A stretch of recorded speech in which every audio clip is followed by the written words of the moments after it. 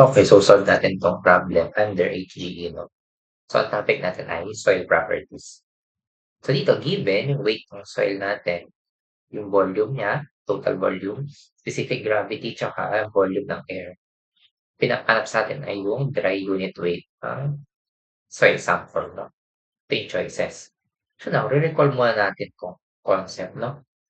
Okay, so dito kasi 'no, meron tayong volume ng solid, water, and air 'no. So, yung volume ng solid natin, de-denote natin siya as Vs. Then, yung volume ng void natin or Vv, ayun yung volume ng air tsaka water, no? Yan yung ating voids, no? Then, yung kabuuan niyan, ayan yung total volume. Now, ano ba yung mga relationship dyan?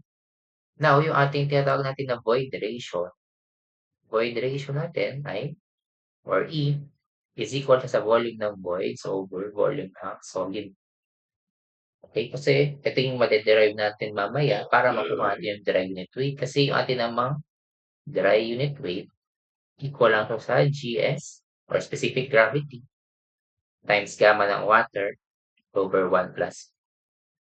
Okay? So basically, yung ina lang yung kailangan natin i-solve para makuha natin yung dry unit weight. Kasi nga, given naman yung specific gravity natin, yung unit weight ng water, di ba, 9.81 kilonewton per m cube lang. So pag-solve natin yun, i-solve natin yung dry unit weight. So, patin ito isa-solve 'no. Take note po natin yung mga given. Meron tayo ditong 15.25 newton, okay. So, 15.25 newton, that is yung weight ng sample. So, ide-denote natin siya as weight ng solid plus weight ng water 'no, okay. Next is itong volume naman na ito, 0.000885, is yung total volume naman ng sample natin, okay. So, meaning that is 0.000885 is equal to volume ng air plus volume ng water plus volume ng solid or PS na lang, no? Okay? Eh, di ba, binigay naman na yung air, di ba? So, meaning, pag minus natin yan, 0.000885 minus yung volume ng air, 0.000145, equal lang siya sa volume ng water or plus volume ng solid. Okay, so ilan ba yan? So, minus lang natin.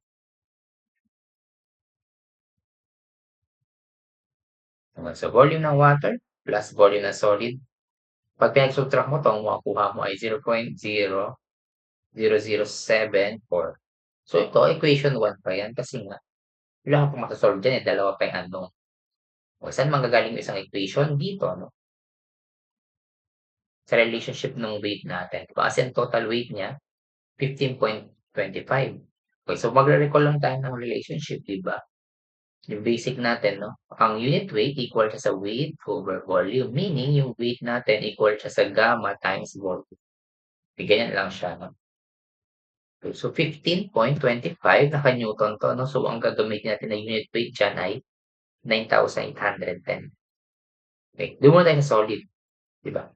Unit weight 9,810 times specific gravity na 2.65 kasi nga unit weight 'to nung solid natin or ang kino-consider natin dito ay weight ng solid, 'di ba, times volume ng solid, 'di ba? Plus unit weight naman ng water 9,810 times volume ng water. Okay, ito na ating equation 2. Okay?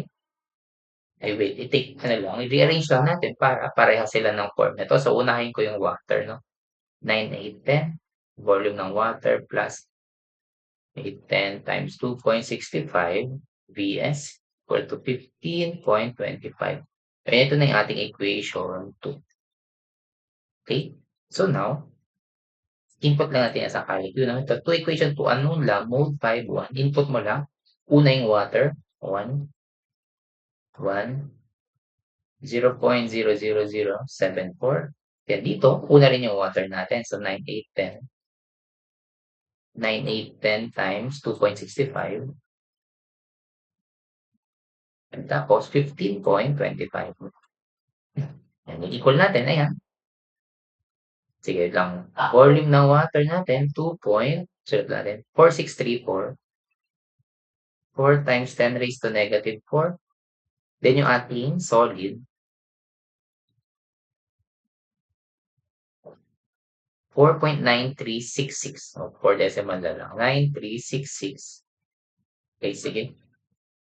Times 10 raised to negative 4 din. M cube, M cube. Okay? So now, yan na. Meron tayong volume ng water at volume ng solid.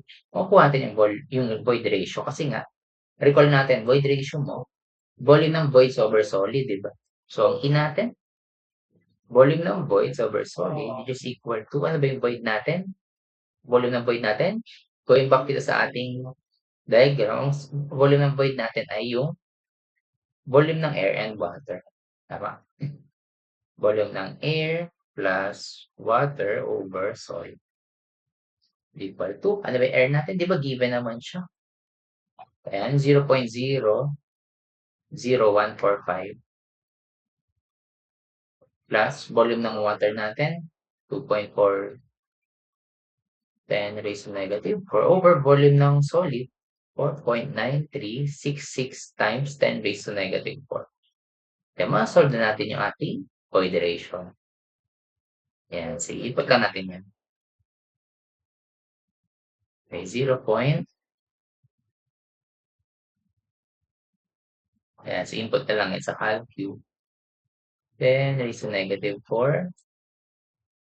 Then, 4.9366 times 10 raised to negative 4. Ayan. So, 4 decimal na lang din, 0.7924. Okay. So, now, ayan, solve natin yung dry unit weight. Diba ito? Obtain ko lang siya.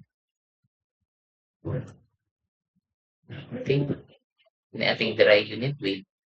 Therefore, we have 2.65 times 9.81. So, 2.65 yung ating specific gravity. No?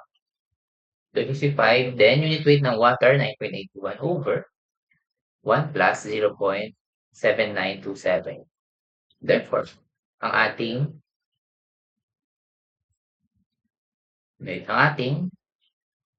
dry unit weight ay 2.65 times 9.81, 1 plus 0.7927. No? 14.5. 14.5 kilonewton MQ. Newton MQ. Ito na yung ating final answer. Okay, so ganun lang siya. Okay, ganun natin siya sinolve. So, from titingnan sa choices, ang sagot ay letter A. No? Okay. So, ganun natin siya sinolve, no? Using lang yung relationship, no? Ng soil properties. Then yun, madederive na natin yung or makukuha natin yung volume ng voids and solid, then use the relationship lang ng void ratio at saka yung form sa dry unit. Okay, so yun lang. Thank you.